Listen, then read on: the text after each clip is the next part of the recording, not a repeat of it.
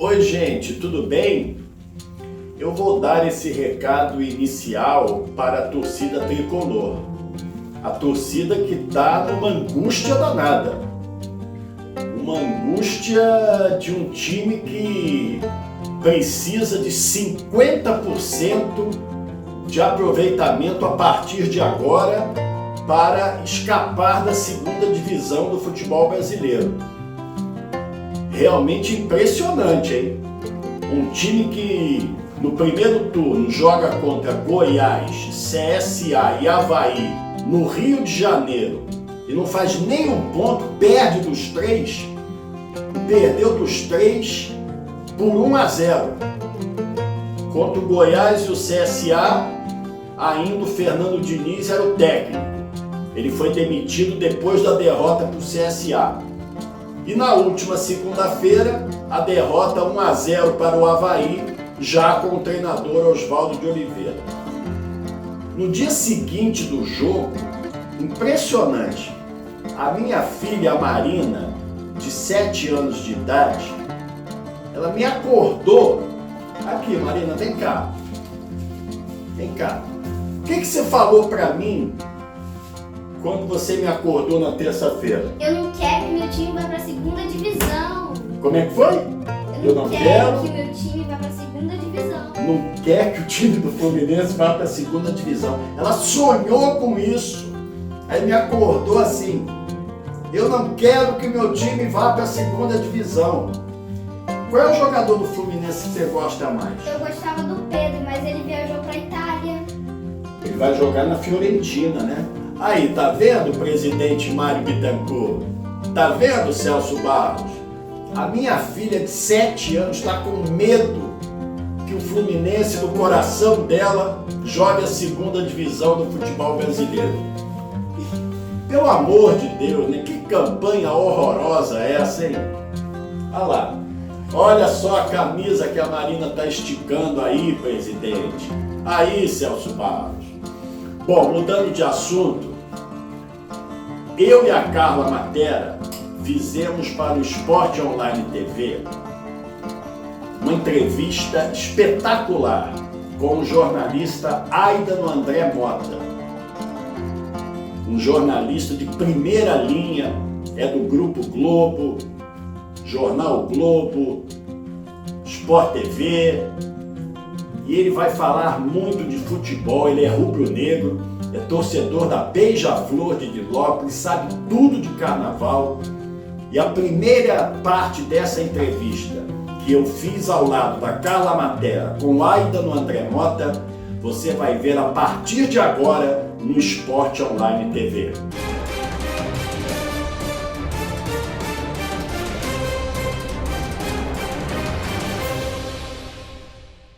Você e o Aidano é a primeira estreia? É a primeira estreia. Você sabe que tem radialista que fala primeira estreia. Pois é. Aí depois tem a segunda. Essa daqui Tem é a a minha segunda terceira estreia, Eu ouvi terceira também, já ouvi também no rádio, na TV, é principal protagonista. também. Fica difícil. Principal protagonista é ótimo. Repetir de novo mais uma vez. Repetir de novo, repetir de novo mais uma vez. Sim, é porque é pra É ficar. pra frisar mesmo, né? É pra ficar ali. Por isso que a gente vai ter trabalho pra sempre, né? Sim. Quando as pessoas fizerem isso, a gente tá aí velhinho trabalhando. Ai, o que você quer saber? Deixa eu pegar. Já caiu a caneta. O que você Pois quer é, saber a do gente- Aidano agora, cara? A gente toca muito na questão de responsabilidade social. Sim. Né? Parece que você é inconformado e com correção muito corretamente, você não se conforma com essas diferenças e com essa indiferença que acontece não só no futebol, mas no mundo que a gente vive.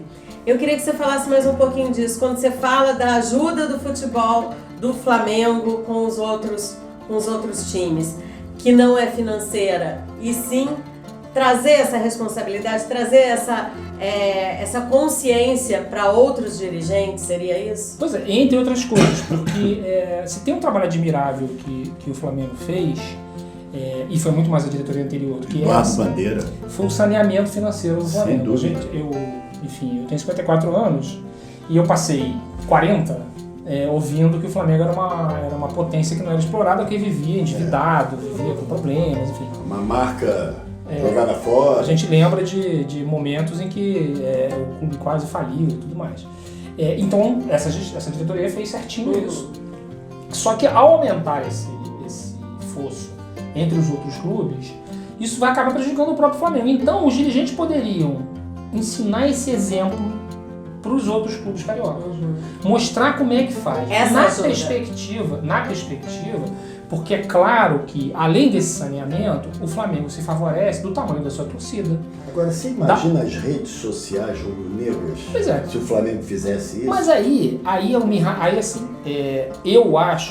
eu defendo que o torcedor seja racional no limite da civilidade. Então, assim, tirando ofender, bater, quebrar e tal, eu penso a mesma coisa. Pode fazer o que bem entender. Agora, um dirigente não pode ser torcedor. Lógico. Entendeu? Assim, vocês, torcedores do Fluminense, podem expressar toda a revolta, de novo, no limite da civilidade. Poderiam expressar toda a revolta se o Fluminense tivesse vendido o Pedro pro Flamengo. Pô, vendeu a revelação do clube para um maior rival, que absurdo, não sei o que, não sei o que. O presidente... Sorte que mudou o presidente, senão tinha vendido.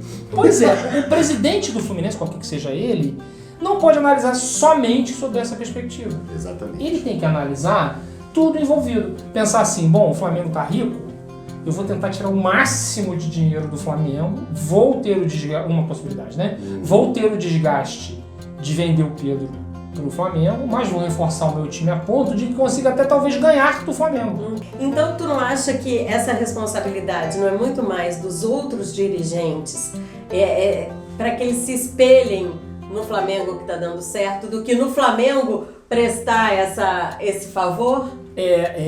Será que não falta humildade nos outros para conseguir... Opa, tá dando certo. Aliás, no meu post que gerou toda essa conversa, né, essa longa conversa nas redes sociais, eu termino o post dizendo assim: eu tenho mais esperança na despoluição da Baía de Guanabara do que isso aconteça. Né? Então, assim, só para deixar claro que a gente tá falando em teoria, porque eu não acredito, né, nessa bondade, nessa generosidade do ser humano, isso infelizmente. Não vai acontecer, infelizmente. Mas um aceno do Flamengo em direção aos seus rivais contribuiria para o ambiente tão bélico que a gente tem no futebol, para ele se amenizar um pouquinho, para ele se apaziguar. A gente está precisando disso. Então, assim, eu adoro, faço a maior badalação toda vez que teve um caso no Sul, agora no inverno, que o Inter abriu o ginásio, né? O Inter tem um ginásio, né? O Inter abriu o ginásio para a população de rua dormir lá dentro com frio. O Grêmio, não sei se o clube ou a torcida, mas enfim, pouco importa, o Grêmio começou a fazer recolher agasalho para dar para a população de rua que estava no ginásio do Inter. É isso que eu quero. É basicamente isso que eu quero. Porque essas forças são tão poderosas. Sim, e lembrando que a rivalidade deles tão grande. Exatamente que isso. a Coca-Cola dentro lá totalmente polarizado. Do Grêmio tem que ser preta e azul. Exatamente. O Renato Papai Noel, eu achava que era brincadeira. O Renato Gaúcho não pode dirigir o Grêmio de camisa vermelha. Então tu imagina a importância dessa atitude. E porque o rival é a coisa que te move pra frente. Então, assim, essa preocupação que o Flamengo tem que ter. A competição. O Messi e o Cristiano Ronaldo não seriam tão espetacularmente craques se um tivesse o outro. Também acho. E aí a gente tem no esporte individual é mais fácil entender isso. Roger Federer e Rafael Nadal, Niki Lauda e James Hunt, que tem até um filme lindo chamado Rush que conta essa história. Senna e Prost. E por aí vai. Então, assim, isso vai um melhor o outro. Sim. O Flamengo vai piorar se ele passar 3 meses do ano, que é o campeonato estadual, ganhando de todo mundo. Ou ganhando todo mundo, ou ignorando o campeonato estadual. Ou ganhando com o time B. Isso. E aí, enquanto em São Paulo, vão estar Corinthians, São Paulo, Palmeiras sendo disputando. Eu acho que a Federação do Rio tinha que se preocupar com isso também. Sim. Né? Também. É uma preocupação que a federação deveria ter. Felipe, posso só Lógico, fazer... Eu cara. tenho uma curiosidade. Não é comum a gente ver no futebol greve. Sim. E há pouco eu ia tempo. tocar no Infelizmente. É. Infelizmente. Eu queria concordo saber com você. a opinião de vocês a respeito disso, porque o Figueirense há pouco tempo deixou de entrar em campo porque estava com salários atrasados. Foi muito criticado. Foram a Cuiabá e Sim. não entraram em campo. Isso. Eu acho que está certíssimo. Porque Já não não era sem interessa, tempo. não interessa dizer, eles não ganham um salário mínimo, eles ganham muito bem. Não, mas não não ganham. interessa. Não ganham. Tem jogador do Figueirense que ganha 3 mil reais e não recebe. E não E importa. não interessa Não importa, se é porque é 3 milhões, combinado, se são 3 não é milhões. caro. Pois é. Exatamente. Então, Queria assim, saber o que vocês pensam a respeito disso. eu Foi um exemplo? sou, até pela minha convicção política, eu sou totalmente a favor do povo trabalhador e contra o patrão. Então, assim, a minha postura, a vida inteira é a favor do trabalhador. O futebol, não são todos os esportes, é o futebol. O futebol, ele tem uma atitude muito patronal, porque Sem o torcedor pensa primeiro no clube, o Exatamente. clube é a instituição, né? Em tese é o patrão. O Gabigol não é jogador do Rodolfo Landim, é jogador do Flamengo. Então o patrão do Gabigol é o Flamengo, né? Então o torcedor pensa assim, se os jogadores do Vasco, que está lá com 3 meses de salário atrasado, não entrarem em campo, eles estão desvalorizando, Pô, atrapalhando. o jogador do Fluminense não treinar. Que Pois absurdo Pois isso. é. Os jogadores do Botafogo fizeram isso, não deram entrevista por causa Não. disso. Eu acho que todas essas atitudes, especialmente a do Figueirense, absolutamente correta. Inclusive, acho que tem que partir para o confronto, porque é muito fácil para o dirigente. O dirigente não é responsabilizado por nada. Não se ele não pagar, se ele não cumprir com o compromisso, não acontece nada com ele. Então, assim, os jogadores têm que fazer isso. Em lugares onde o esporte acontece acompanhado de preparo educacional, e os Estados Unidos são o melhor exemplo para isso, é muito comum. É absolutamente comum. Por quê? Porque você tem uma construção de uma consciência. Que aqui não acontece. Aqui quando o garoto tem 10 anos de idade e tem talento de futebol, a primeira coisa que fica em segundo plano é a escola. Até porque não tem como, por causa de treino e tudo mais, fica a escola ali totalmente desvalorizada. Nos Estados Unidos, o esporte está inserido no sistema educacional. Então, assim, o jogador tem que ir até a universidade para chegar numa liga profissional depois. A maioria, tem exceções aqui e ali. Então, o que acontece? Eu lembro de um caso, o dono do Los Angeles Clippers, anos atrás, deu uma declaração preconceituosa contra o Magic Johnson. O Magic Johnson, ele tem o vírus HIV, né? Há muitos e muitos anos. Há 1991, ele anunciou que estava com o vírus, está vivo até hoje. E esse dono do Los Angeles Clippers, que é um empresário mega multimilionário dos Estados Unidos, deu uma declaração preconceituosa contra o Magic Johnson. Os jogadores do Clippers se recusaram a jogar, fizeram um protesto em quadra contra o seu próprio patrão, porque eles foram atingidos como categoria. Você inclui nisso, inclusive, também a questão racial americana, né? Então, assim, era um empresário branco criticando um ídolo esportivo negro. Então, e a maior parte dos jogadores é negra. Então, teve essa... Ganhou ainda mais potência. Mas eles foram até o fim e pressionaram a liga a banir esse dirigente. E não é banir um Zé Mané, é banir o dono de um time, lá os times têm donos, né? Que vale $1 bilhão. Então, assim, isso é o quê? Isso é o sistema educacional. Porque qualquer tema que a gente fale aqui ou em qualquer entrevista, a gente vai chegar na educação. Sempre. É isso mesmo. O jogador de futebol, o que acontece com ele? De novo, o do topo, né?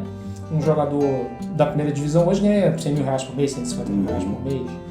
E esse dinheiro não vem acompanhado desse estudo. Então ele não vira um cidadão direito. Um cidadão na sua plenitude. Não sabe nem usufruir de uma forma consciente ou utilizar bem aquele dinheiro, Como o né? Tele Santana fazia, meu filho, vende esse carro e dá uma casa pra tua mãe. Isso, né? isso. Porque ele proibia, inclusive, o cara de fazer uma coisa dessa, né? E fazia o jogador levar ele na casa da mãe pra ver se tava tudo direitinho. Aí sim podia comprar o carro. Essa construção de consciência podia ser muito mais fácil, não precisava ser paternalista como nesse caso, se a escola tivesse presente na formação do jogador. Exatamente. Aidano, você fez no Globo cobertura de 3 Copas do Mundo. É isso?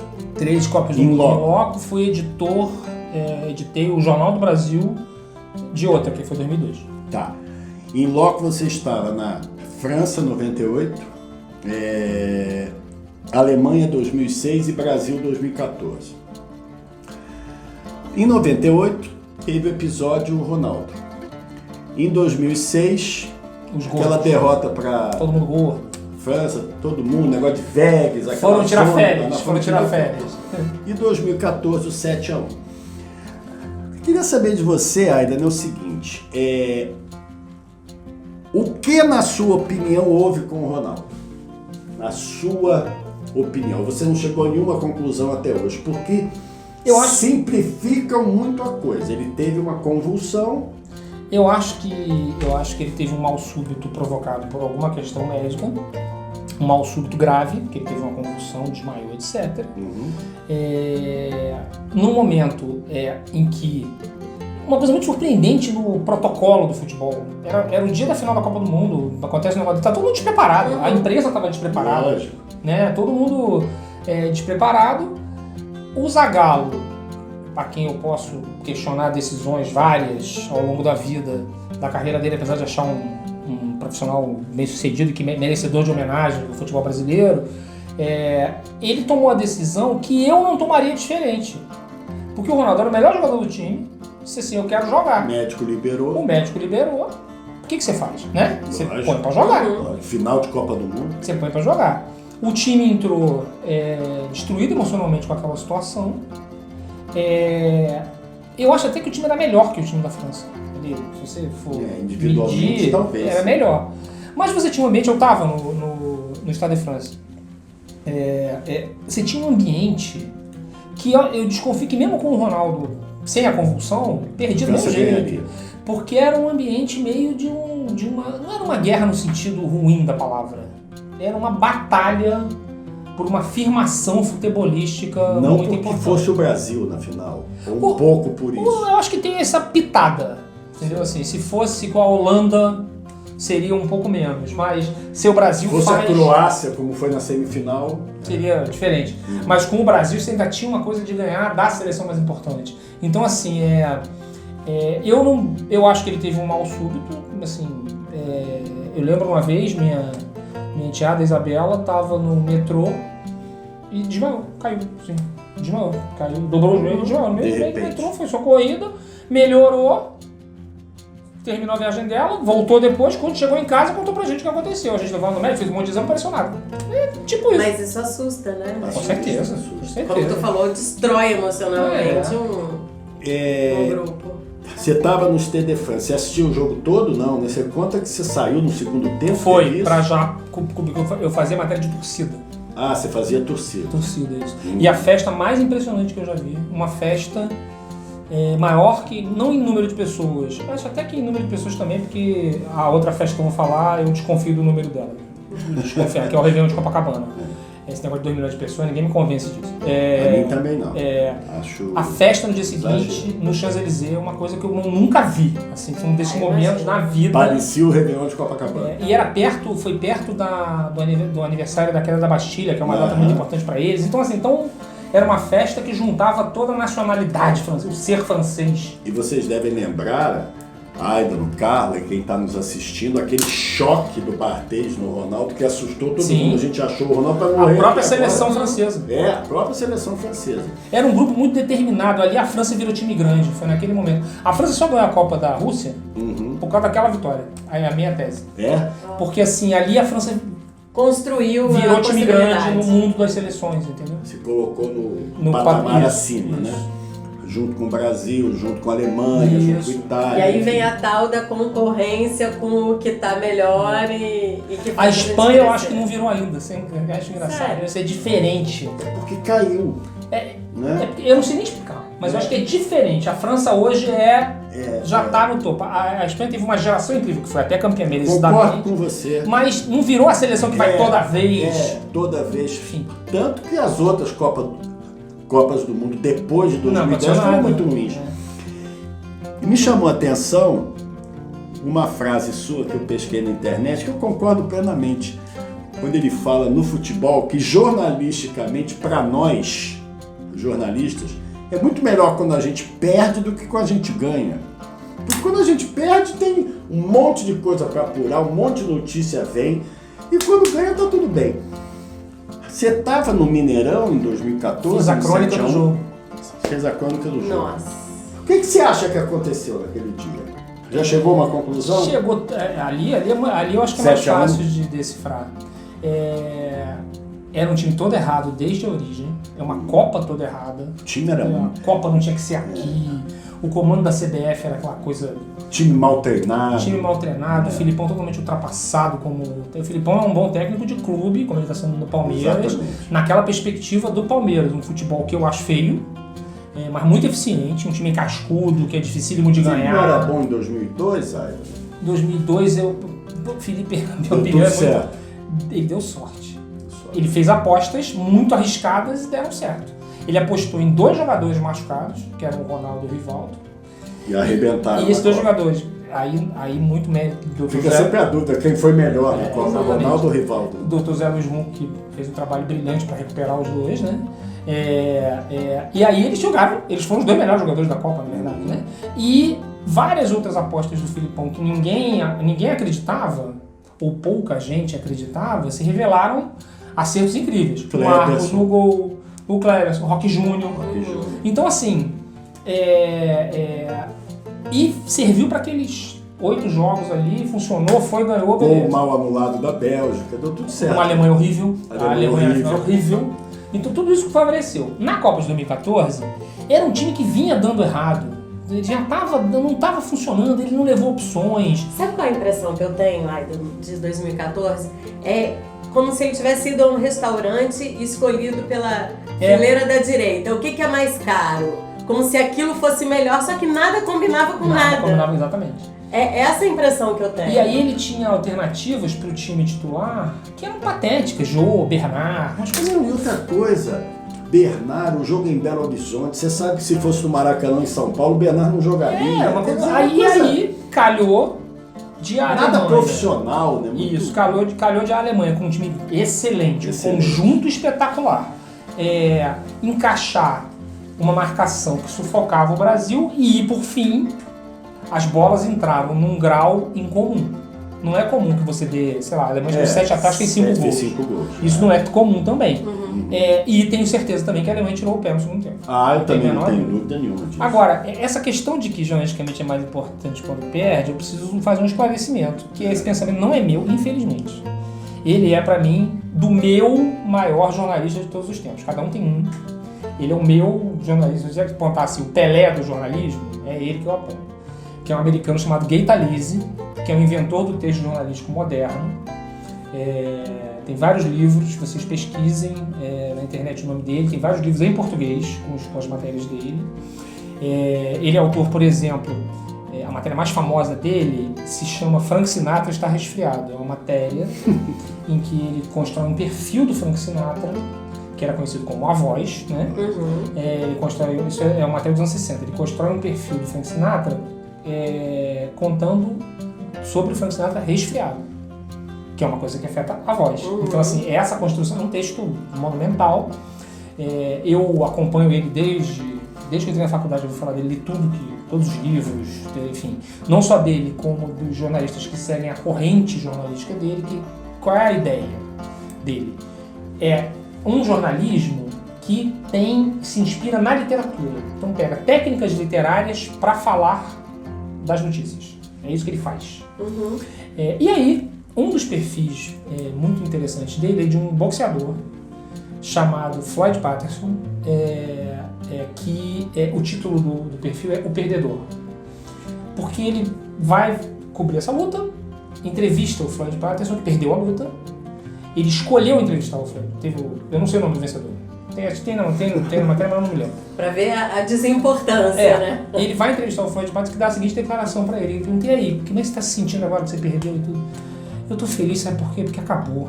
O mais importante que ganhar ou perder é acabar. Porque acaba o treino, a pressão e tudo mais. Isso é tão absurdamente humano. E aí, numa entrevista dele que eu vi, ele diz isso. Eu quero cobrir o derrotado, porque o ser humano é o derrotado. O vencedor tá numa viagem, num delírio de perfeição, que é uma chatice.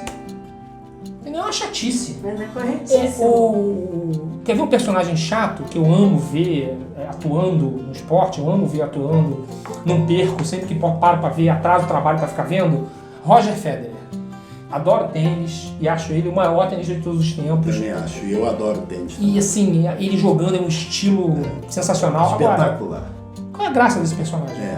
Aí, porque aí tem que diferenciar a vitória esportiva do personagem. Então assim, eu estar no 7-1, eu me sinto ganhador da loteria. Porque eu pude escrever sobre esse momento histórico naquela perspectiva única. Nunca vai acontecer de novo. Nunca vai acontecer de novo. Ninguém, tirando eu, a pessoa que fez a crônica do jogo na Folha, no Estadão, enfim, tirando esse pequeno grupo de jornalistas, ninguém nunca mais vai fazer uma crônica de um 7-1 numa semifinal de Copa do Mundo, entendeu? É um momento muito único. Mas o Brasil perdeu. E o outro lado, Aidan? O Brasil perdeu Eu tô puto com 7-1. Então,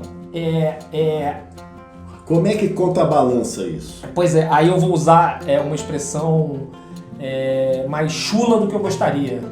Caguei. Eu não ligo porque a minha perspectiva é aquilo que eu falei. Talvez até as pessoas, eu tenho medo de pessoas desistirem da nossa entrevista, porque isso é um chato.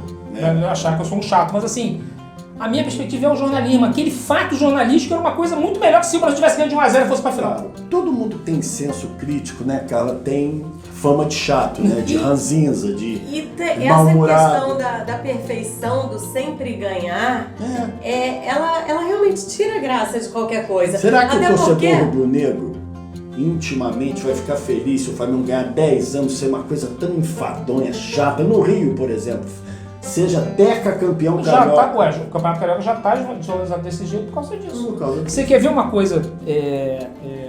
O Ayrton Senna, que é pra mim, também uma opinião minha muito... que eu até depois me arrependi de ter falado, apesar de concordar com ela, me arrependi porque dá uma confusão. Pra mim o maior ídolo esportivo da história do Brasil, maior que o Pelé, como ídolo esportivo. Eu acho ele maior que o Pelé, por conta dele ter vivido na era da televisão, por ele ter uma postura como cidadão muito melhor que a do Pelé, enfim. O Senna virou um personagem mais interessante depois de morrer. Personagem. Sim. Quando ele era só o corredor que ganhava todas as corridas, ele era só uma coisa brilhante das pistas, mas não mais. O cara já acordava domingo, hoje vou ver o Senna ganhar mais. Ele ficava feliz. Ele era um pica das galáxias, assim, e ponto. Ele vira um personagem humano depois da morte. Eu vou falar uma besteira que eu vou me arrepender aqui, mas assim, essa coisa da gente classificar alguns personagens perfeitinhos, eu classifico o Kaká como a Sandy do futebol. Bem isso. Boa comparação. Pelé e Maradona, que personagem é mais legal? Não tem comparação. Não tem comparação. Pra nós é o Maradona. Olha, a gente falou muito de futebol, o Aidan tá dando uma aula de jornalismo, você que quer ser jornalista deve estar adorando. Então a gente vai falar muito do Carnaval do Rio de Janeiro com o Aidan André Mota aqui no Esporte Online TV.